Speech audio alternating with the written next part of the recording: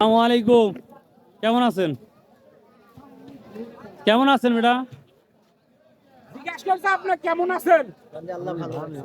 আলহামদুলিল্লাহ। কি ধান নিয়ে আসছেন? এটা গুটি সোনা না সরসরিয়া কোনটা বলে? এটা গুটি সোনা নাই। ভিউয়ার্স, এই যে গুটি সোনা দেখতে পাচ্ছেন, তো এটা কি দাম বলছো বাবা আজকের বাজারে? 1300 টাকা বলছে। কাঁচপার বাজার 1320 টাকা করে, এগুলো এর চেয়ে বেশি বিক্রি হয়েছে। তো ভিউয়ার্স, আজকে নাজিরপুর বাজার 18 এপ্রিল 2024, এটা আজকে বলতেছে 1300 টাকা মন। ভিউয়ার্স, এটা 29 দেখেন।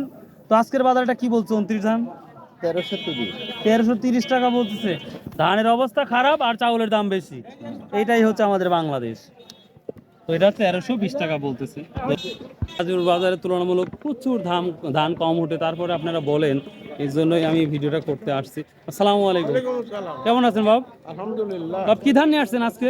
29 ধান 29। তাহলে কি কি বলতেছে বাজার আজকে? 1330 টাকা দাম। 1330 টাকা মতো বলছে। ওখানে 20 টাকা শুনলাম, এখানে 1330 টাকা। এবার দেখেন এই ধানটা আবার, এটা 1330 টাকা পর্যন্ত বলছে আজকের বাজারে।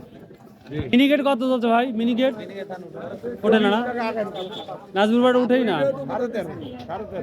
ভাই। আর কি কি ধান উঠে বা ওগুলোর দামটা একটু বলতেন, খুশি হতাম ভাই। 30 গুটি 05 39 39 কত বলছে আজকের বাজারে? 1300 1310 1310 1300, ঠিক আছে। আর কি ধান উঠে?